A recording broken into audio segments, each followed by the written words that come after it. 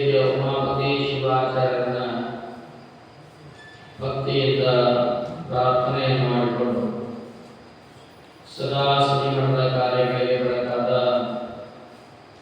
ಶ್ರೀಮಂದಿರ ಸ್ವರೂಪಿ ಶಿವಶಾಂತವೀರ ಶಿವಯೋಗಿಗಳ ದಿವ್ಯ ಚೇತನಕ್ಕೆ ಮಾಡಿದರು.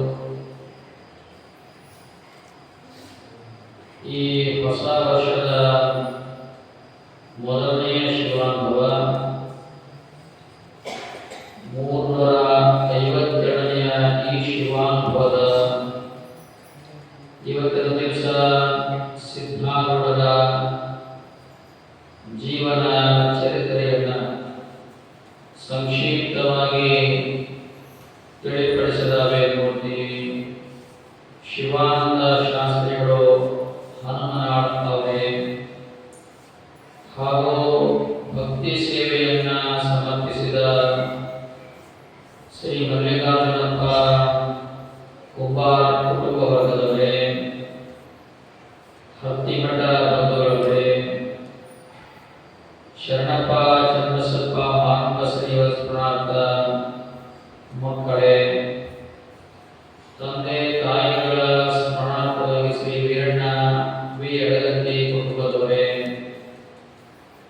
ದಿವಂಗತ ಸಂಗಮ ಕಳಗಪ್ಪ ಪರಮಶೆಟ್ಟರ ಸ್ಮರಣಾರ್ಥ ಶ್ರೀ ಅಂಗಪ್ಪ ಸಂಗಪ್ಪ ಸೂಳಿ ಅವರೇ ಹಾಗೂ ಅವರ ಬಳಗದವರೇ, ಈ ಶಿವಾನುಭವದಲ್ಲಿ ಪಾಲ್ಗೊಂಡಿರುವಂತ ಯಾವತ್ತೋ ತಾಯಿಯಂದರೆ, ಹಿರಿಯರೇ, ಯುವಕರೇ, ಮಕ್ಕಳೇ, ಯುಗಾದಿ ಆದ ಮೇಲೆ 6ನೇ ದಿವಸಕ್ಕೆ ಬಂದಿರತಕ್ಕಂಥ ಈ ಸ್ಮರಣಾನುಭವ ಹೊಸ ವರ್ಷದ ಆಗಮನವನ್ನು ನಮಗೆ ತೋರಿಸ್ತಾ ಇದೆ. ಈಗಾಗಲೇ 10-15 ದಿನಗಳ ಹಿಂದೆ ನಾಡಿನಲ್ಲಿ ಮಳೆರಾಯನ ಆಗಮನ ಆಗ್ತಾ ಇದೆ. ಆಗಿದೆ ಕೆಲವು ಕಡೆ, ಒಂದು ರೀತಿ ಹರ್ಷವೂ ಇದೆ. ಮಳೆಯ ಆಗಮನದಿಂದ ಕೆಲವು ಕಡೆ ದವಸ ಧಾನ್ಯಗಳಿಗೆ,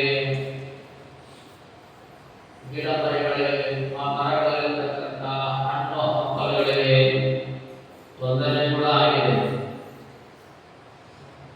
ಈ ವರ್ಷದ ಸಂವತ್ಸರದ ಹೆಸರು ಪರಾಭವ. 60 ಸಂವತ್ಸರಗಳಿವೆ. 60 ಸಂವತ್ಸರಗಳಲ್ಲಿ ಪರಾಭವ ನಾಮ ಸಂವತ್ಸರವೂ ಕೂಡ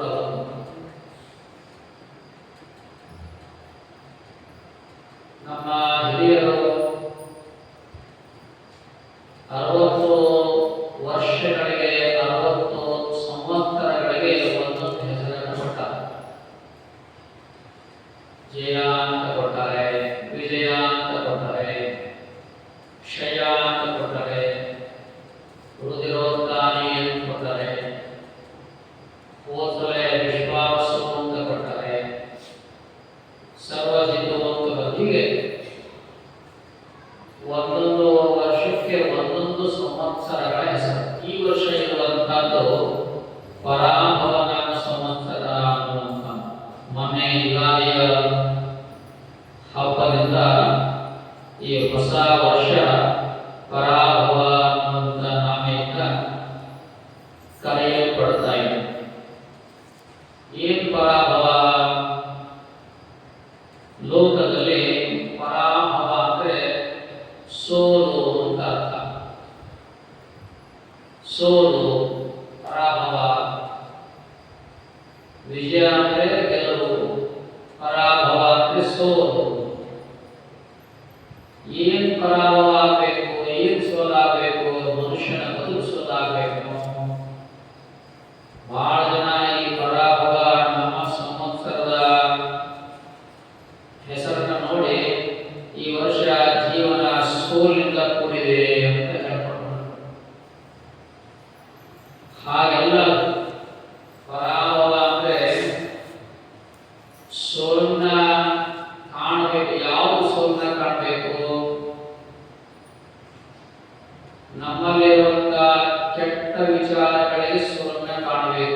ಅಂತ ಅರ್ಥ. ನಮ್ಮಲ್ಲಿರುವಂತ ಅಹಂಕಾರವನ್ನ ಸ್ವರ್ಣ ಕಾಣಬೇಕು ಅಂತ ಅರ್ಥ. ನಮ್ಮಲ್ಲಿರುವಂತ ಸೊಕ್ಕು ಅನ್ನುವಂಥದ್ದು ಸ್ವರ್ಣ ಕಾಣಬೇಕು ಅಂತ ಅರ್ಥ. ನಮ್ಮಲ್ಲಿರುವಂತ ಅಜ್ಞಾನ ಅನ್ನುವಂಥದ್ದು ಸ್ವರ್ಣ ಕಾಣಬೇಕು ಅಂತ ಅರ್ಥ. ಪರಾಭವ ಅಂದ್ರೆ ಅದು ಸೋಲಾಗಬೇಕು. ನಮ್ಮಲ್ಲಿರುವಂತ ಕೆಟ್ಟ ಆಲೋಚನೆಗಳು, ಕೆಟ್ಟ ವಿಚಾರಗಳಿಗೆ ಸೋಲಾಗಬೇಕು ಅಂತ ಇದರ ವ್ಯಾಖ್ಯಾನ ಇದೆ. ಅದಕ್ಕೆ ನಮ್ಮ ಹಿರಿಯರು ಸುಮ್ಮನೆ ಇವುಗಳಿಗೆ ಹೆಸರಿಟ್ಟಿಲ್ಲ. ಕ್ಷಯನಾಮ ಸಂವತ್ಸರ 60ನೇ ವರ್ಷಕ್ಕೆ ಬರೋದು, 60ನೇ ವರ್ಷ ಕ್ಷಯನಾಮ ಸಂವತ್ಸರ. ಕ್ಷಯ ಅಂದ್ರೆ ಹಾಳಾಗುವಂತ, ಜೀವನವೇ ಹಾಳಾಗುವುದಲ್ಲ, ಸಂಸಾರವೇ ಹಾಳಾಗುವುದಲ್ಲ, ಧರ್ಮವೇ ಹಾಳಾಗುವುದಲ್ಲ, ಅಧರ್ಮ ಅನ್ನುವಂಥ ಕ್ಷಯ ಆಗಬೇಕು ಅಂತ ಅರ್ಥ. ಅದೀಗ 30 ಸುಮಾರು 40-30 ವರ್ಷದ ಹಿಂದೆ ಕ್ಷಯನಾಮ ಸಂವತ್ಸರ ಬಂದದ್ದು. ಹಾಗಾದ್ರೆ ಜಗತ್ತಿನ ಹಾಳಾಗೋದು ಇಲ್ಲ. ಕ್ಷಯ ಆಗಬೇಕು, ಅವನತಿ ಆಗಬೇಕು, ದುಷ್ಟ ಶಕ್ತಿಗಳಿಗೆ ಅವನತಿಯಾಗ ಹಾಗೆ ಪರಾಭವ ಅನ್ನುವಂಥದ್ದು ದುಷ್ಟ ಶಕ್ತಿಗಳ ಸೋಲಾಗಬೇಕು ಅಂತ ಇದು ವ್ಯಾಖ್ಯಾನ. ಅದಕ್ಕೆ ನೀವು ಯಾರು ಭಾವಿಸುವ ಅವಶ್ಯಕತೆ ಇಲ್ಲ. ನಿಮ್ಮಲ್ಲಿರುವಂತ ಪ್ರತಿಯೊಬ್ಬರಿರ್ತಕ್ಕಂಥ ದುಷ್ಟ ಗುಣಗಳಾಗಲಿ, ದುರ್ವಿಚಾರಗಳಾಗಲಿ, ದುರ್ಗುಣಗಳಾಗಲಿ, ಇವೆಲ್ಲ ನಿಲ್ಲಬೇಕು ಅಂತ ಉದ್ದೇಶ. ಅದಕ್ಕೆ ನಾವು ಈ ವರ್ಷ ಸೂಡಿಯಲ್ಲಿ ನಿಮ್ಮೂರೊಳಗೆ 5 ಮಂದಿ ಜಗದ್ಗುರುಗಳನ್ನ ಬರಮಾಡಿಕೊಳ್ಳಲಾಗಿದೆ. ಅಂದ್ರೆ ಅದು ಯಾಕೆ ಅಂದ್ರೆ ವಿಜಯದ ಸಂಕೇತವಾಗಿರುವಂತಹ ಗುರುಗಳ ಆಗಮನ ಏನ್ ಮಾಡುತ್ತದೆ, ಕೆಟ್ಟದ್ದನ್ನ ಪರಾಭವಗೊಳಿಸುತ್ತೆ ಅನ್ನೋದ ಅರ್ಥ. ಇದು ಸಾಮಾನ್ಯ ಅಲ್ಲದು. ಯಾವುದೇ ಒಂದು ಕಾರ್ಯ ನಡೆಯಬೇಕಾದ್ರೆ ಅದಕ್ಕೊಂದು ಕಾರಣ ಇರುತ್ತೆ. ಒಂದು ಘಟನೆ ನಡೆಯಬೇಕಾದ್ರೆ ಆ ಘಟನೆಗೆ ಒಂದು ಉದ್ದೇಶ ಇರುತ್ತೆ. ಯಾವ ಘಟನೆಗೂ ಕಾರಣ ಇಲ್ಲದೆ ಕಾರ್ಯ ಅಥವಾ ಘಟನೆ ನಡೆಯಲಿಕ್ಕೆ ಸಾಧ್ಯನೇ ಇಲ್ಲ. ಇವತ್ತು ನಮ್ಮೂರಿಗೆ ಅನ್ನುವಂಥದ್ದು ಇಂಥ ಪುಣ್ಯಾತ್ಮರು ಬರ್ತಾರೆ ಅನ್ನೋದಾದ್ರೆ ಅವರ ಆಗಮನ ಅನ್ನುವಂಥದ್ದು, ಬರುವಿಕೆ ಅನ್ನುವಂಥದ್ದು, ಪಂಚಪೀಠಾಧೀಶ್ವರರ ಆಗಮನ ಅನ್ನುವಂಥದ್ದು ಅದು ಪೂರ್ವ ನಿಯೋಜಿತವಾಗಿರುವಂತಹ ಸತ್ ಸಂಕಲ್ಪ ಅಂತ ನಾವು ಭಾವಿಸಬೇಕಾಗಿರುವಂತದ್ದು. ಕೆಟ್ಟದ್ದು ಪರಾಭವ ಆಗಲಿ ಮುಂದೆ ಅಂತ ನಾವು ಅಪೇಕ್ಷೆ ಮಾಡೋದು.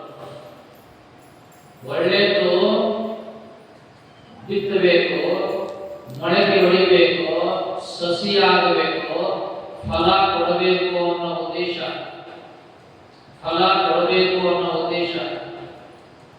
ಯುಗಾದಿ ಹಬ್ಬ ಮಾಡಿ 6 ದಿನ ಆಗಿರುತ್ತೆ. ಯುಗಾದಿ ಹಬ್ಬ ದಿವಸ ನಾವೇನ್ ಮಾಡ್ತೇವೆ, ಬೇವು ಮತ್ತು ಬೆಲ್ಲದ ಸೇವನೆಯನ್ನ ಮಾಡ್ತೀವಿ. ಬೇವು ಅಂದ್ರೆ ಕಹಿಯಾಗಿರುವಂತಹ, ಬೆಲ್ಲ ಅಂದ್ರೆ ಸಿಹಿಯಾಗಿರುವಂತಹ.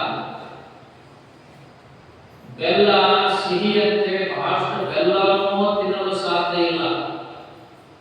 ಬೇವು ಕಹಿ ಅಂತೇಳಿ ಬೇವನ್ನು ಬಿಡಲು ಸಾಧ್ಯವಿಲ್ಲ. ನಾವು ಅನಾರೋಗ್ಯಕ್ಕೆ ತುತ್ತಾದಾಗ ನಮಗೇನ್ ಮಾಡ್ತಾರೆ ವೈದ್ಯರು, ಔಷಧವನ್ನ ಕೊಡ್ತಾರೆ. ಅವರು ಕೊಟ್ಟಿರುವಂತ ಔಷಧ ಯಾವ ಸಿಹಿ ಇರಂಗಿಲ್ಲ. ಅವರು ಕೊಟ್ಟಿರುವಂತ ಔಷಧ ಅಂದ್ರೆ ಮದ್ದು ಅಂತಾರೆ. ಮದ್ದು ಕನ್ನಡದಲ್ಲಿ ಮದ್ದು ಅಂತಾರೆ. ಇವತ್ತಿಗೂ ಚಿಕ್ಕಮಗಳೂರು ಕಡೆ ಹೋದ್ರೆ ಔಷಧ ಮದ್ದಿನ ಅಂಗಡಿ ಮತ್ತೆ ನಮ್ಮ ಕರ್ನಾಟಕ ಆಗಲ್ಲ. ಔಷಧಗಳ ಅಂಗಡಿಯ ಮದ್ದಿನ ಅಂಗಡಿ ಅಂತ ಹೇಳ್ತಾರೆ. ಮದ್ದು ಸೇವನೆ ಇದೆಯಲ್ಲ, ಅದು ಸಿಹಿ ಇರಂಗಿಲ್ಲ, ಅದು ಕಹಿನೇ ಇರುತ್ತೆ ಯಾವಾಗಲೂ. ಅದರಕ್ಕೆ ಕಹಿ, ಉದರಕ್ಕೆ ಸಿಹಿ ಅಂತ ಗಾದೆ ಮಾತಿದೆ. ಔಷಧವನ್ನ ವೈದ್ಯರು ಕೊಡ್ತಾವಲ್ಲ, ಅದು ನಮ್ಮ ಬಾಯಿಗೆ ಕಹಿಯಾಗಿರುತ್ತೆ, ಆದರೆ ದೇಹಕ್ಕೆ ಅದು ಅತ್ಯಂತ ಅವಶ್ಯವಾಗಿರುವಂತಹದ್ದೇ. ನಮ್ಮ ದೇಹದಲ್ಲಿ ಏನಾದರೂ ಕಲ್ಮಶ ಆಗಿದ್ರೆ, ನಮ್ಮ ದೇಹದಲ್ಲಿ ಏನಾದರೂ ಕೆಟ್ಟದ್ದಾಗಿದ್ರೆ ಆ ದೇಹವನ್ನ ಸರಿಪಡಿಸಲಿಕ್ಕೆ ಮದ್ದನ್ನು ನಾವು ಸೇವನೆ ಮಾಡಲೇಬೇಕಾಗುತ್ತೆ. ಅದಕ್ಕೆ ನಮ್ಮೆಲ್ಲರ ಮನಸ್ಸಿಗೆ, ನಮ್ಮೆಲ್ಲರ ಬುದ್ಧಿಗೆ, ನಮ್ಮೆಲ್ಲರ ಜೀವನಕ್ಕೆ ಏನು ಕಹಿಯಾಗಿದೆಯೋ, ಏನು ವಿಷವಾಗಿದೆಯೋ ಆ ವಿಷಕ್ಕೆ ಮದ್ದನ್ನ ಕೊಡುವಂತ ಕೆಲಸ ಇದೆಯಲ್ಲ, ಅದು ಪಂಚಬೀಜಾದೀಶ್ವರ ಆಗಮನದಿಂದ ಅಂತ ನಾವು ಭಾವಿಸಬೇಕಾಗಿರುವಂತದ್ದು. ಯುಗಾದಿಯ ಹಬ್ಬದಲ್ಲಿ ನಾವು ಬೇವು ಬೆಲ್ಲವನ್ನ ಸೇವನೆ ಮಾಡ್ತೀವಿ. ಬೇವನ್ನು ಹೆಚ್ಚಿಕೊಳ್ಳಲ್ಲ, ಬೆಲ್ಲವನ್ನು ಹೆಚ್ಚು ಸರಿ ಸಮಾನವಾಗಿಸಬೇಕಂತ. ಜೀವನ ಅಂದ್ರೆ ಬೇವು ಬೆಲ್ಲದಂತೆ, ಸಿಹಿ ಕಹಿಯಂತೆ, ಕಷ್ಟ ಸುಖ ಸಮಾನವಾಗಿರುವುದೇ.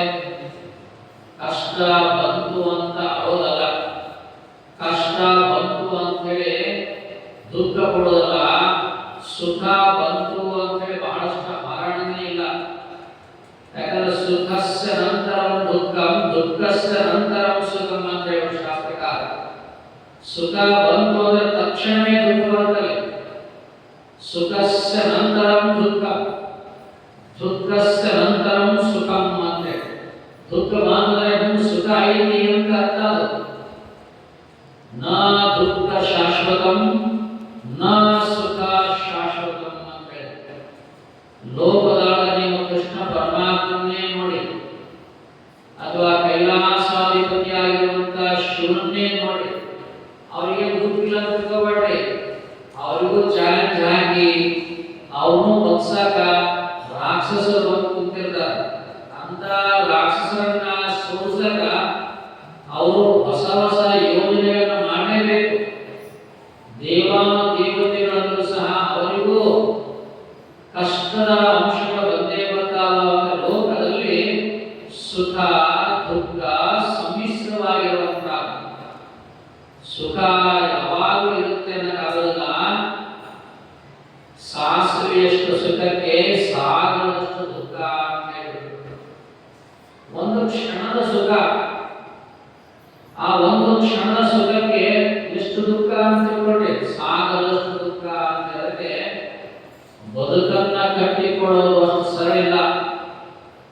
ಒಂದು ಮನೆ ಕಟ್ಟೋದಾಗ್ಲಿ, ಒಬ್ಬರ ಮನಸ್ಸನ್ನ ಕಟ್ಟೋದಾಗ್ಲಿ, ಒಬ್ಬ ಮನುಷ್ಯ ಯೋಗ್ಯವಾಗಿರುವಂತ ವ್ಯಕ್ತಿಯಾಗಿ ಜೀವನ ನಡೆಸೋದಾಗ್ಲಿ, ಇದು ಯಾವುದು ಸರಳವಾಗಿರುವಂತದ್ದಲ್ಲ. ಇದು ಬಹಳ ಶ್ರಮದ ಫಲ. ಇದು ಒಳ್ಳೆಯವರು ಅಂತ ಅನಿಸ್ಕೊಳ್ಬೇಕಾದ್ರೆ ಎಷ್ಟೋ ವರ್ಷದ ಪುಣ್ಯದ ಫಲ, ತಪಸ್ಸು ಬೇಕು. ಕೆಟ್ಟವರು ಅನ್ಸ್ಕೊಳಕ ತಪಸ್ಸು ಬೇಡ, ಪುಣ್ಯನೂ ಬೇಡ, ಫಲನೂ ಬೇಡ. ಒಂದು ಕ್ಷಣ ಒಬ್ಬ ವ್ಯಕ್ತಿ ಕೆಟ್ಟವನು ಅಂತ ಒಂದು ಕ್ಷಣ ಸಾಕು. ತಪ್ಪು ಅನ್ನುವಂಥದ್ದು, ಕೆಟ್ಟದ್ದು ಅನ್ನುವಂಥದ್ದು ತಾವಾಗಿ ಆಗ್ತಾ ಇರ್ತಾವೆ. ಅದು ಯಾರು ಸಾಲಿ ಹೇಳೋದು ಬೇಡ, ಪಾಠ ಕಲಿಸೋದು ಬೇಡ, ಶಾಸ್ತ್ರಕಾರ ಬೇಡ, ಗುರುಗಳು ಬೇಡ, ಪುರಾಣಿಕರು ಬೇಡ. ಕೆಟ್ಟದ್ದು ಆಗೋದಕ್ಕೆ ಯಾರು ಬೇಕಾಗಿಲ್ಲ. ಒಳ್ಳೆಯದಾಗಬೇಕಾದ್ರೆ ಬಹಳ ಜನ ಬೇಕು, ಬಹಳ ಶ್ರಮ ಬೇಕು, ಬಹಳ ತ್ಯಾಗ ಬೇಕು. ಶ್ರಮ ಇಲ್ಲದೆ ಯಾವುದು ಸಿಗುವುದಿಲ್ಲ. ಅದಕ್ಕೆ ಯುಗಾದಿಯ ಹಬ್ಬ ಅಂದ್ರೆ ಹೊಸ ಚಿಗುರು. ಜೀವನದಲ್ಲಿ ಹೊಸ ಚಿಗುರು ಇರಬೇಕಂತ. ಯಾಕಂದ್ರೆ ಈಗಾಗಲೇ ಗಿಡಗಳಲ್ಲಿ ಹೊಸ ಚಿಗುರು ಮಾಡ್ಕೊಡೋದು. ಹಳೆ ಎಲ್ಲ ಗಿಡದ ಎಲೆಗಳೆಲ್ಲ ಉದುರಿ ಹೋಗ್ಬಿಡುತ್ತೆ. ಉದುರಿ ಹೋಗ್ಬೇಕು ಅಂತ ಗಿಡ ಏನು ಅದಂತ ಗೊತ್ತಿಲ್ಲ, ಬಾಡಿ ಹೋಗಿಲ್ಲ, ಗಿಡ ಒಣಗಿಲ್ಲ. ಮತ್ತೆ ಯಾವಾಗ ವಸಂತ ಬರುತ್ತೋ, ಯಾವಾಗ ಮಳೆ ಆಗುತ್ತೋ, ಅವ ಮಳೆ ಬಂದ್ರೆ ನೋಡೋಣ ಎಲ್ಲ ನನ್ನ ಗಿಡದ ಮೈ ತುಂಬಾ ಹಸಿರಿನ ಎಳಿ ತಗೊಂತೀನಿ ಅಂತ ಕಾಯ್ತಾ ಇತ್ತಂತೆ. ಆಗಮನ ಆಯ್ತು ವಸಂತ. ಈಗ ಗಿಡ ಎಲ್ಲ ಹಸಿರಾಗಿ ಚಿಗುರೊಡೆಯಿತು. ಹಾಗೆ ನಮಗ ದುಃಖ ಬಂದತಿ ಅಂತ ನಾವು ಹಗುವಂತ ಕುಳಿತುಕೊಳ್ಳೋದಲ್ಲ. ದುಃಖ ಬಂದರೂ ಕೂಡ ಮತ್ತೆ ನಮ್ಮ ಗಿಡದಲ್ಲಿ ಹೇಗೆ ವಸಂತ ಆಗಮನದಿಂದ ಗಿಡದಲ್ಲಿ ಹೇಗೆ ಫಲಗಳಾಗಲಿ, ಪುಷ್ಪಗಳಾಗಲಿ, ಎಲೆಗಳಾಗಲಿ ಹೇಗೆ ಬರ್ತಾವೋ, ಹಾಗೆ ನಮ್ಮ ಜೀವನದಲ್ಲೂ ಬೆಳಕು ಕಾಣುತ್ತೆ ಅನ್ನುವಂತ ಆಶಾಭಾವನೆ ಇಟ್ಟುಕೊಳ್ಬೇಕು ಅನ್ನೋದನ್ನ ನಿಸರ್ಗ ನಮಗೆ ಪಾಠವನ್ನು ಕಲಿಸುತ್ತೆ. ಇದು ಯುಗಾದಿ ಹಬ್ಬದ ಒಂದು ಅರ್ಥ ಮತ್ತು ಮಹತ್ವ. ನಿಸರ್ಗ ಏನೆಲ್ಲ ಪಾಠ ಕಲಿಸುತ್ತಲ್ಲ ಅದೆಲ್ಲ ನಮಗೆ ಬಹಳ ಅವಶ್ಯಕತೆ. ಆದರೆ ನಾವು ಯಾವ ನಿಸರ್ಗದ ಪಾಠವನ್ನ ಕಲಿತಾ ಇಲ್ಲ ಅಷ್ಟೇ. ನಮ್ಮದೇ ಆಗಿರುವಂತ ಒಂದು ಹೊಸ ಪಾಠ ಪ್ರಾರಂಭ ಮಾಡಿವಿ. ನಮ್ಮ ಪಾಠಕ್ಕೆ ಆಯುಷ್ಯ ಇದೆ, ನಿಸರ್ಗದ ಪಾಠಕ್ಕೆ ಆಯುಷ್ಯನೇ ಇಲ್ಲ. ನಿಸರ್ಗ ಕ್ಷಣ ಕ್ಷಣಕ್ಕೂ ನಮಗೆ ಸರಿಯಾಗಿರುವಂತ ಪಾಠವನ್ನ, ತಿಳುವಳಿಕೆಯನ್ನ, ಬುದ್ಧಿಯನ್ನ ಪ್ರತಿ ವರ್ಷ ಬರುತ್ತೆ. 1 ವರ್ಷ ಅಲ್ಲ, 100 ವರ್ಷ ಅಲ್ಲ, ಎಷ್ಟು ವರ್ಷ, ಯುಗದ ಆದಿ, ಯುಗಗಳಿಂದಲೂ ಇದು ಬಂದಿರುವಂತಹ ಹಬ್ಬ. ಇವತ್ತು ನಿನ್ನೆ ಆಚರಣೆ ಮಾಡಿರ್ತಕ್ಕಂಥ ಹಬ್ಬ ಅಲ್ಲ ಇದು. ಯುಗಾದಿ ಅನ್ನುವಂತಹದ್ದು ಜೀವನಕ್ಕೆ, ಮನುಷ್ಯನಿಗೆ ನಿರುತ್ಸಾಹ ಆಗಿರುವಂತಹ ಮನುಷ್ಯನಿಗೆ, ನಿರಾಶಾವಾದಿಯಾಗಿರುವಂತಹ ಮನುಷ್ಯನಿಗೆ, ಕಣ್ಣೀರಲ್ಲಿ ತೊಳೆಯುವಂತಹ ಮನುಷ್ಯನಿಗೆ, ದುಃಖದಲ್ಲಿ ಕುಳಿತಿರುವಂತಹ ಮನುಷ್ಯನಿಗೆ ನೀನು ಭಯಪಡಬೇಡಪ್ಪ. ಹೊಸ ಜೀವನ ಬಂದ ಹಾಗೆ ನಿನ್ನ ಜೀವನಕ್ಕೆ ಬೆಳಕು ಸಿಕ್ಕೇ ಸಿಗುತ್ತೆ ಅನ್ನುವಂತ ಒಂದು ಪಾಠವನ್ನ ನಿಸರ್ಗ ಕಲಿಸಿಕೊಂಡು ಬಂದಿರುವಂತಹ ನಾವೆಲ್ಲ ಕಲ್ಕೋಬೇಕು, ನೋಡಬೇಕು, ತಿಳ್ಕೊಳ್ಬೇಕು ಅನ್ನುವಂಥ ಸತ್ಯ ನಮ್ಗೆ ಗೊತ್ತಾಗಬೇಕು. ಇವತ್ತನ್ನ ನನ್ನ ಶಿವಾನಂದ ಶಾಸ್ತ್ರಿಗಳು ಸಿದ್ಧಾರೂಢ ಜೀವನ ಚರಿತ್ರೆಯನ್ನ ಬಹಳ ಸಂಕ್ಷಿಪ್ತವಾಗಿ ಹೇಳ್ತಾರೆ. ಸಿದ್ಧಾರೂಢರೊಬ್ಬರೇ ಈ ಲೋಕದಲ್ಲಿ ಆಗಿ ಹೋಗಿರುವಂತ ಎಲ್ಲ ಸತ್ಪುರುಷರಿಗೆ ಸಮಾಜ ಕೆಟ್ಟ ಕೊಟ್ಟು ಕೂರಿಸಿಲ್ಲ. ಅವ್ರನ್ನ ಸಾಕಷ್ಟು ನಿಂದೆ ಮಾಡಿದೆ, ಅವ್ರಿಗೆ ಬಹಳಷ್ಟು ಬೈದಾರ. ಯಾವುದೇ ಮಹಾತ್ಮರಿಗೆ ಅವರಿಗೆ ಯಾರನ್ನೂ ಮೇಲೆ ಕುಳಿಸಿಲ್ಲ. ಅವರಿಗೆ ಬಹಳಷ್ಟು ನೋವನ್ನ ಉಂಟು ಮಾಡಿರ್ತಕ್ಕಂಥ ಈ ಸಮಾಜ, ನೋವುಂಡ್ರು ಕೂಡ ನೋವುಂಡ ನಂಜುಂಡ. ಹಾಗೆ ಶಿವನಿಗೆ ಶಿವನಿಗೆ ಈ ಲೋಕನೇ ಇನ್ನೇನು ಈ ಒಂದು ವಿಷಯದಲ್ಲಿ ಸುಟ್ಟು ಹೋಗುತ್ತೆ ಅಂತ ತಿಳ್ಕೊಂಡು ಎಲ್ಲ ಜೀವ ಸಂಕುಲರು, ಮನುಷ್ಯರು, ಪ್ರಾಣಿ ಪಕ್ಷಿಗಳು, ಗಿಡಗಳು ಸತ್ತು ಹೋಗಬಾರದು ಅಂತೇಳಿ ಹೊರಗೆ ಬೀಳುವಂತಹ ವಿಷವನ್ನ ತಾನೇ ಸೇವನೆಯನ್ನು ಮಾಡಿ ಏನ್ ಮಾಡಿದ? ನೀಲಕಂಠ ಅಂತ ಕರೆಸ್ಕೊಂಡ. ಆತನ ತುದಿ, ಶಿವನ ತುದಿ ಹೆಂಗೈತಿ? ನೀಲಿ ಮಣ್ಣಾಯ್ತು. ಹೊರಗೆ ಹೋದರೆ ಎಲ್ಲಾ ಜೀವ ಸಂಕುಲಗಳು ಸತ್ತೋಗ್ತ ವಿಷದ ಒಂದು ಸೇವನೆಯನ್ನು ಮಾಡಿ, ಇನ್ನು ತಾನೇ ನುಗ್ಗಿದ್ರೆ ತಾನೇ ಸತ್ತೋಗ್ತಾನೆ. ಅದಕ್ಕೆ ನೀಲಕಂಠ ಅಂತ ಶಿವನಿಗೆ ಯಾಕೆ ಹೆಸರು ಬಂತಂದ್ರೆ, ಆ ವಿಷವನ್ನ, ಸಮುದ್ರ ಮಂಥನ ಕಾಲದಲ್ಲಿ ಬಂದಿರುವಂತಹ ವಿಷವನ್ನ ತಾನೇ ಸೇವಿಸಿ ಕಂಠದಲ್ಲಿ ಸೆರೆ ಹಿಡಿದುಕೊಂಡು ಕೂತ್ಕೊಂಡ. ಶಿವನಿಗೆ ಈ ಒಂದು ವಿಷಪ್ರಾಶವನ್ನು ಮಾಡಿರುವಂತಹ ಈ ಯೋಗ ಇನ್ನು ಯಾವ ಮಹಾತ್ಮರನ್ನ ಬಿಡುತ್ತೆ ಅಂತ ವಿಚಾರ ಮಾಡಬೇಕು ನಾವಲ್ಲಿ. ಅದಕ್ಕೆ ಲೋಕದಲ್ಲಿ ಸ್ತುತಿ ನಿಂದೆಗಳು ಬದಲಾಗ್ತಾವ. ಸ್ತುತಿ ನಿಂದೆಗಳು ಅಂದ್ರೆ ಸಮಾಧಾನಿಯಾಗಿರ್ಬೇಕು ಅಂತ ಮಹಾದೇವಿ ಹೇಳ್ತಾರೆ. ಲೋಕದಲ್ಲಿ ಸ್ತುತಿ ನಿಂದೆಗಳು ಬರ್ತಾವ. ಸ್ತುತಿ ಅಂದ್ರೆ ಹೊಗಳೋದು, ನಿಂದೆ ಅಂದ್ರೆ ತೆಗಳೋದು. ಅದಕ್ಕೆ ಲೋಕದಲ್ಲಿ ಬಹಳ ಜನ ಬೈಯೋರು ಇರ್ತಾರೆ. ಯಾವಾಗ ಬೈದವರನ್ನ ಬಂಧುಗಳೆಂಬೆ ಅಂತ ಬಸವಣ್ಣ ಹೇಳಿದರು. ಹೊಗಳಿದವರನ್ನ ಅನ್ನ ಶೂಲಕ್ಕೇರಿಸ್ತಾರ ಅಂತ ಹೇಳಿದವರು. ಯಾರು ಹೊಗಳಲ್ಲ ನಾನೇನು ಹೇಳಿದ್ದಾರಪ್ಪ ಅಂತ ತಿಳ್ಕೊಬೇಕು ನಾವು. ಅದಕ್ಕೆ ಹೊಗಳಿದವರೆಲ್ಲ ಅನ್ನ ಶೂಲಕ್ಕೇರಿಸ್ತಾರ, ಬೈದವರೆಲ್ಲ ಬಂಧುಗಳು ಗದ್ದುಗಳು ಅಂತಕ್ಕೆ ಯಾರು ನಮ್ಮ ಬೈತಾರಲ್ಲ ನಮ್ಮ ಬಂಧುಗಳು ಅಂತ ತಿಳ್ಕೊಬೇಕು ನಾವು.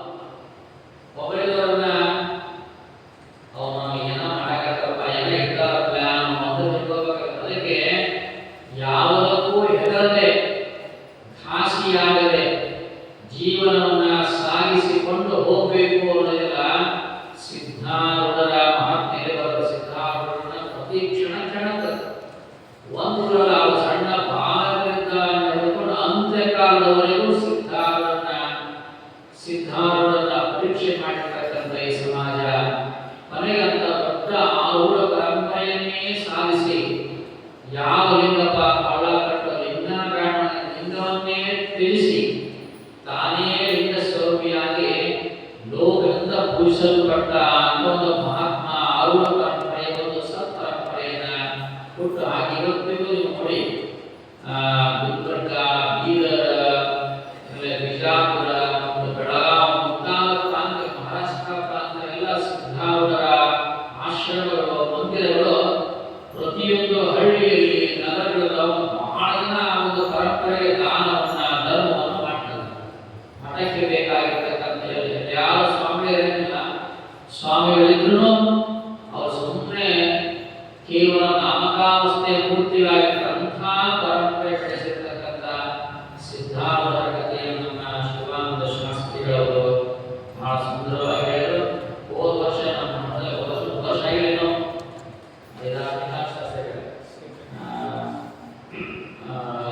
ಆಶ್ವಿನ ಮಾಸದಲ್ಲಿ ಆ ಪುರಾಣವನ್ನು ಪ್ರಾರಂಭಿಸಿದ್ವಿ. ಕೇಳಿದ್ವಿ, ನಮ್ಮೆಲ್ಲ ಕೇಳ್ಯಾರ ಅಂತ ಮಾತನ್ನ ನೆನಪಿಸ್ತಾ ಒಟ್ಟು ಮಠದಲ್ಲಿ ಎಲ್ಲಾ ಮಹಂತರ ಜೀವನ ಚರಿತ್ರೆಯನ್ನು ಹಂಚಿಲ್ಲ, ಏನೋ ಬಿಟ್ಟಿಲ್ಲ. ಯಾವ ವಿರಕ್ತರೇ ಇರಲಿ, ಗುರು ಪರಂಪರೆ ಇರಲಿ, ಭಾಗವತ ಪರಂಪರೆ ಇರಲಿ, ಯಾವುದೇ ಇರಲಿ, ನಮ್ಮ ಭಕ್ತರಿಗೆ ಆ ಒಂದು ಪುಣ್ಯಾಂತರ ಕಥೆ ಜೀವನ ಚರಿತ್ರೆ ಅವರ ಕಿವಿಗೆ ಹೋಗಲಿ. ಆ ಕಿವಿಯಲ್ಲಿ ಏನು ತಮ್ಮ ಸಂಸಾರ ದುಃಖ ಜಂಜಡಗಳೆಲ್ಲ ದೂರ ಆಗಲಿಕ್ಕೆ ಕೇಳಬೇಕಾಗ್ತದೆ ಅಂತೇಳಿ ಅದನ್ನ ಪ್ರಾರಂಭಿಸಿದ್ವಿ. ಒಂದು ನೆನಪಿಸಲಿಕ್ಕೆ ಬಯಸ್ತಾ ಇಲ್ಲ. ಅಂತಹ ಪುಣ್ಯಾಂತರ ಒಂದು ಕೀರ್ತನೆಯನ್ನ ನಮ್ಮ ಶಿವಾನಂದವರು ಹೇಳಿದ್ದಾರೆ. ಶ್ರೀಮಠ ಯಾವಾಗ ಶಿವಾನುಭವಕ್ಕೆ ಕರೀತವರು ಅವಾಗ ಬಂದು ಮಠದಲ್ಲಿ ಶಿವಾನುಭವದ ಸೇವೆಯನ್ನು ಮಾಡಿ ಬಹಳ ಬಯಸುವರಿಗೆ ಬಹಳ ಹಳೆಯ ಶಾಸ್ತ್ರಿಗಳಲ್ಲ, ಹಳೆಯ ತಲೆಮಾರಿನ ಶಾಸ್ತ್ರಿಗಳಲ್ಲಿ ಒಂದು ವಿಚಾರ, ಒಂದು ಆಚಾರ, ಒಂದು ನಿಯಮ, ಒಂದು ಪದ್ಧತಿ ಇರುತ್ತೆ. ಇವತ್ತಿನ ದಿನಮಾನದ ಶಾಸ್ತ್ರಿಗಳಿಗೆ ಅಂತ ಪರಂಪರೆಯನ್ನು ಅಂತ ಗುಣವನ್ನು ಕಾಣಕ್ಕೆ ಸಾಧ್ಯ ಇಲ್ಲ. ಪಂಡಿತ ಪುಟ್ಟರಾಜ ಗವಾಯಿಯವರ ಸೇವೆಯನ್ನು ಮಾಡಿದವರಲ್ಲ, ಅವ್ರ ಪೂಜೆಯಲ್ಲಿ ಅನುಕೂಲ ಮಾಡಿ ನೀರು ಹೊತ್ತು ಬಡಿಯಲ್ಲಿ ತಂದು ಅವರಿಗೆ ಅನುಕೂಲ ಪೂಜಾ ಸೇವೆಯ ಬಳಿಗಳಾಗಿ ಸೇವೆ ಮಾಡೋದು. ಈಗಿನ ಶಾಸ್ತ್ರಗಳಲ್ಲಿ ಯಾರು ಸೇವೆ ಮಾಡಿದವರು ಅವ್ರ ಮೇಲೆ ಶಾಸ್ತ್ರಿಗಳಾಗಿರ್ತಾರೆ. ಆದರೆ ಆ ಶಾಸ್ತ್ರಿಗಳೆಲ್ಲ ಕಷ್ಟದಿಂದ ಬಂದಿರುವಂತಹ ಶಾಸ್ತ್ರಿಗಳು. ಅದಕ್ಕೆ ನಮ್ಮ ಮಠಕ್ಕಿಂತ ಹೋಗ್ತಾರೆ. ಈಗಿನ ಶಾಸ್ತ್ರಿಗಳು ಬರೋದು ಅಪರೂಪ. ಅವರು ಏನಾರ ಕೊಡಲಿ, ಎಷ್ಟರ ಕೊಡಲಿ, ಇದು ನಮ್ಮ ಮಠಪ್ಪ, ನಾನು ಹೋಗ್ಬೇಕು, ನಾನು ಬರಬೇಕು ಅಂತ ಅತ್ಯಂತ ಶ್ರದ್ಧೆಯಿಂದ ಬರುವಂತ ನಮ್ಮ ಶಿವಾನಂದಯ್ಯ ಶಾಸ್ತ್ರಿಗಳು ಸದಾ ಶ್ರೀಮಠಕ್ಕೆ ಸೇವೆಯನ್ನು ಮಾಡಿ ಎನ್ನುವಂತ ನೆನಪಿಸ್ತಾ, ಆಯಕೆಯನ್ನು ನೆನಪಿಸ್ತಾ, ಇವತ್ತಿನ ಶಿವಾನುಭವದಲ್ಲಿ ಮಲ್ಗಾಯಪ್ಪ ಕುಮಾರ್ ನಮ್ಮ ವದನ ಸಂಗಮ ಯಾಕೋ ಲೇಟಾಗಿ ಬಂದಿರಪ್ಪ, ದಿನ ಗೊತ್ತಾಯ್ತಿಲ್ಲ ಅಂತ ಅದಕ್ಕೆ ಮಾಡೋಣಪ್ಪ, ತಪ್ಪಿಸ್ದಂಗೆ ಶಿವಾನುಭವಕ್ಕೆ ನಿಮ್ಮ ಸಹೋದರ ಹೇಳ್ತಾರಂತ ನಾವು ಅವ್ರಿಗೆ ಪತ್ರಿಕೆ ಕಳಿಸ್ಕೊಡ್ತೀವಿ, ಮೊಬೈಲ್ ಹೇಳಿವಿ ಕಳಿಸ್ಕೊಡ್ತೀವಿ. ಅವರು ಊರಿಂದ ಬರೋಕ್ಕಾಗಿಲ್ಲ, ಅವರು ಸೇವೆ ಮಾಡ್ತಾರೆ. ನೀವು ಇಬ್ಬರಾಗಿ ಇಟ್ಕೊಂಡು ಈ ಶಿವಾನುಭವ ಕಾರ್ಯದಲ್ಲಿ ಬಂದು ಪಾಲ್ಗೊಳ್ಳಿ ಅನ್ನುವಂಥನ್ನ ಮುಂಗಾರಿನವರಿಗೂ ಹತ್ತಿ ಮಾಡಿಕೊಂಡು ಅಣ್ಣಿಗೆ ಇರ್ತಾರೆ. ಅವರು ನಮ್ಮ ಅಜ್ಜಿಯವ್ರ ಮಠದಲ್ಲಿ ಶಿವಾನುಭವ ಆಗುತ್ತೆ ನಮಗೂ ಮುಟ್ಟಿ ಅಂತೇಳಿ ದಾಸೋ ಭಾವನ ಕೊಟ್ಟಾರ. ಅವರು ಬರೋದು ಅಪರೂಪ. ಆದರೆ ನನ್ನ ಹೆಸರಲ್ಲಿ ನಮ್ಮ ಮಠದಲ್ಲಿ ಸೇವೆ ಆಗಲಿ ಅಂತ ಹೇಳಿದರೆ ಏನು ಮಾರ್ಗಶ್ರೀ ಶನಪ್ಪ ಚಂದ್ರಸ್ವಾಮಿ ಮಾರ್ಗಶ್ರೀ ಸ್ಮರಣ ಅವ್ರ ಮಕ್ಕಳೇ ಇರ್ತಾರೆ. ಅವ್ರು ಯಾಕಂದ್ರೆ ಈಗ ಕಾರ್ಯಕರ್ತರಾದವರು ಎಲ್ಲರಿಗೂ ಸರಿಯಾಗಿ ಮಾಹಿತಿಯನ್ನು ಕೊಡಲಿ. ಇವತ್ತು ದಿವಸ ಬೆಳಗ್ಗೆ ಒಂದು ಫೋನ್ ಮಾಡಿ ಊರೊಳಗಿರ್ತಕ್ಕಂಥವರಿಗೆ ಫೋನ್ ಮಾಡಿ ಪತ್ರಿಕೆ ಕಳಿಸಿ ಒಂದು ಬಿಡಬೇಡ.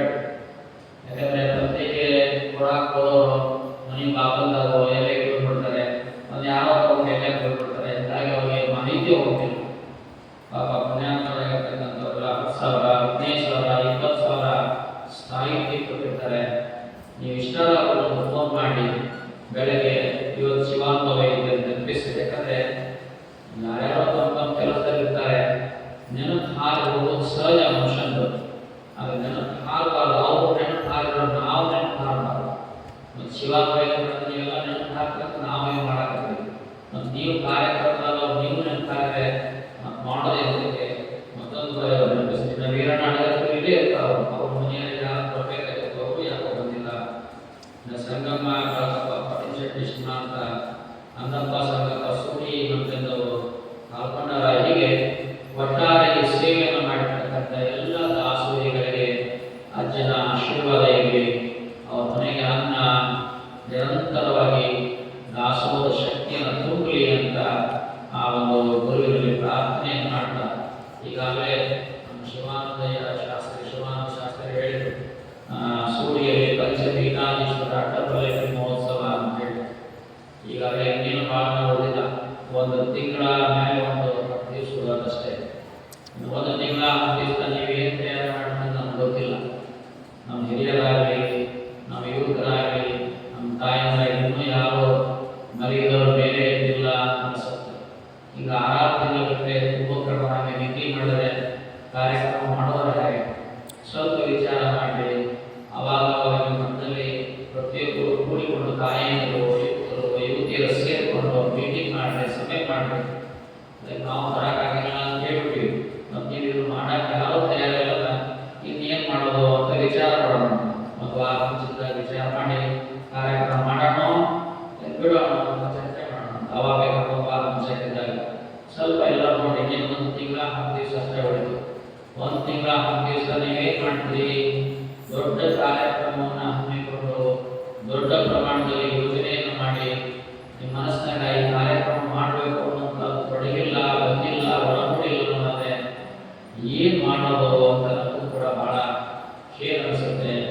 ಎಲ್ಲ ಏನು ಮಹಾಸಭೆ ರಾಜ್ಯ ಅದರ ಈಚೆ ಹೆಂಗೆ ನಡೆಸ್ತಾರೆ ನಾವು ಗೊತ್ತಿಲ್ಲ. ಕಾರ್ಯಕ್ರಮವನ್ನು ಮಾಡಿಸ್ಕೊಳ್ಳೋಂಥ ಭಾಗ್ಯ ಇದ್ದರೆ ಮಾಡಿಸ್ಕೊಂತಾರೆ, ಮತ್ತು ಅದು ಏನು ಆಗುತ್ತೆ ಅಂತ ನನಗೆ ಗೊತ್ತಿಲ್ಲ. ನಾವು ಅದ್ರ ಬಗ್ಗೆ ಭಾಳ ವಿಚಾರ ಮಾಡಕ್ಕೆ ಹೋಗಿಲ್ಲ.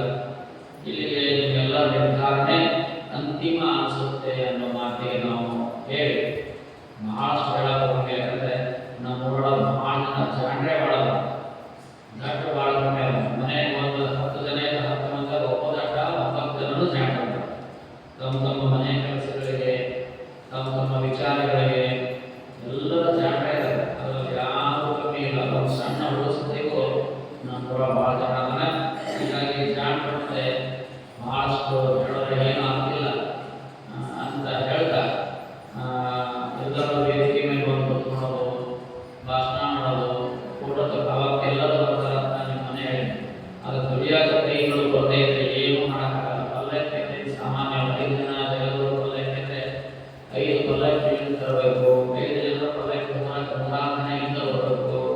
ಇದರ ಬೇಕಲ್ಲ ನಿಮಗೆಲ್ಲ. ಅದರ ಮುಂದೆ ಕೆಲಸ ಕನ್ನಡಿ ಹಿಡ್ಕೊಂಡು ಎಷ್ಟು ಜನ ತಾಯಿರಬೇಕು. ಇವು ಯಾವ ವಿಚಾರ ನಮ್ಮ ಊರಿನ ಜನರ ಮನಸ್ಸಿಗೆ ಇನ್ನೂ ಬಿದ್ದೇ ಇಲ್ಲ ಅಂದರೆ ನಾವೇನು ಮಾಡೋಕ್ಕಾಗಂಗಿಲ್ಲ.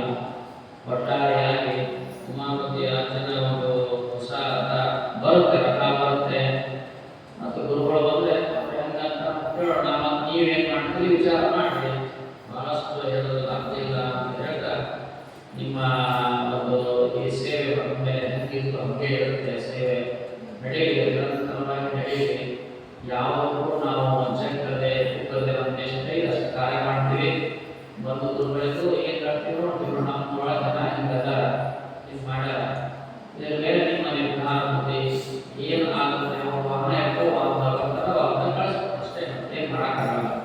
ಯಾವುದೂ ಹೆಚ್ಚು ನಾವು ಮಾತಾಡೋಕೆ ಆಸಕ್ತಿನೇ ಇಲ್ಲ ನಾವು ಬಂದಿದ್ದೀವಿ. ಯಾಕಂದರೆ ಈ ಕಾರ್ಯಕ್ರಮ ನಡೆಸಿದ್ರೆ ಇಷ್ಟು ಜನ ನೀವು ಇನ್ನೊಂದು ತಿಂಗಳಲ್ಲಿ ನಡೀಬೇಕಾಗತಕ್ಕಂಥದ್ದು ನೀವು ಎಷ್ಟು ಜನ ಕೂತೀರಿ, ಎಷ್ಟು ಜನ ಚರ್ಚೆ ಮಾಡಿದ್ರು, ನಿಮ್ಮ ಆತ್ಮಸಾಕ್ಷಿಯ ವಿಷಯ. ನಿಮ್ಮ ಮನೆ ಒಂದು ಮದುವೆ ಇದ್ರೆ ಎಷ್ಟು ದೊಡ್ಡದಾಡ್ತೀರಿ ಅನ್ನೋದು ನಿಮ್ಗೆ ಗೊತ್ತಾಗುತ್ತೆ. ನಿಮ್ಮ ಮನೆ ಮದುವೆಗೆ ವಿಚಾರ ಮಾಡ್ತಿರ್ತೀರಿ. ಮತ್ತೆ ನಮ್ಮ ಊರೊಳಗೆ ಒಂದು ದೊಡ್ಡ ಸಮಾರಂಭ, ಧರ್ಮ ಸಮಾರಂಭ, ಆದೇಶಪ್ಪ ಆಯೋಜಿಸಿವೆಲ್ಲ ಹೇಳಿಕೆ ಒಪ್ಕೊಂಡಿವಿ ಅಂದರೆ ನಾವು ಹೆಂಗೆ ದುಡಿಬೇಕು ಅನ್ನೋದಕ್ಕೆಲ್ಲ ಬರಬೇಕಲ್ಲ. ಅದು ನಿಮ್ಮಲ್ಲಿ ಇಲ್ಲ ಅಂತಂದರೆ ನಾವೇನು ಮಾಡೋಕ್ಕಾಗುತ್ತೆ? ಎಲ್ಲದಕ್ಕೂ ಪಗಾರ ಕೊಟ್ಟು ಆಳು ಕೆಲಸ ಮಾಡ್ಸೋಕ್ಕಾಗಲ್ಲ. ಕಸ ಹೊಡ್ಯಕ್ಕೆ ಪಗಾರ ತಂದು ಆಳ ಕೆಲಸ ಮಾಡಿಸ್ಬೋದು, ಬಣ್ಣ ಹಚ್ಚಕ್ಕೆ ಆಳ ಕೆಲಸ ಮಾಡೋದು. ಮುಂದಿನ ನಿರ್ಮಾಣದಲ್ಲಿ ಒಂದು ಪ್ರೀತಿ, ನಿಮ್ಮ ಭಕ್ತಿ ಹೆಂಗೆ ಇದೆ ಅನ್ನೋದು ನೀವೇ ನಿಮ್ಮ ಪೂಜಾಚಾರ ತೋರಿಸ್ರಿ. ಕಾರ್ಯ ಮಾಡೋದಕ್ಕೆ ನಿಮ್ಮ ನಿರ್ಧಾರಣೆ ಕೊನೆಯದು ಅಂತ ಹೇಳ್ತಾ ಒಟ್ಟಾರೆಯಾಗಿ ಸಮಾರಂಭ ಶಿವಾನುಭವ ಕಾರ್ಯಕ್ರಮ ಇನ್ನು ಮುಂದಾದ ಶಿವಾನುಭವ ಬಗ್ಗೆ ಎಲ್ಲ ನೋಡಿದರೆ ಈ ಶಿವಾನುಭವವನ್ನು ನಾವು ಹಿಂದೆ ಮುಂದೆ ನಿರ್ಮಾಣದಲ್ಲಿ ಆದಷ್ಟು ಮಾಡೋದು ಚಲೋ ಅಂತ ನಮ್ಗೆ ಅನಿಸುತ್ತೆ. ಅದೇ ಇವಾಗ ನಾವು ಜಾತ್ರೆ ಕಾರ್ಯಕ್ರಮ ಇಟ್ಕೊಂಡು ಆರೋಗ್ಯದಿಂದ ದಾಸೋಹ ಮಾಡೋದು ಭಾಳ ಸೂಕ್ತ. ಯಾಕಂದರೆ ಭಾಳಷ್ಟು ನಾವು ಏನೋ ನಿಮಗೆಲ್ಲ ವ್ಯವಸ್ಥೆ ಮಾಡಿ ಅನುಕೂಲ ಮಾಡ್ಕೊಳ್ಳೋದೆ ಭಾಳಷ್ಟು ಮಾಡಿದಾಗ ಈಗ ಹಚ್ಚಿ ಮಾಡಿದ್ರೆ ಮಗ ಮಾಯ ಭಾಳ ಹಚ್ಚಿ ಮಾಡಿದ್ರೆ ಹಂಗೆ ಆ ಸ್ಥಿತಿ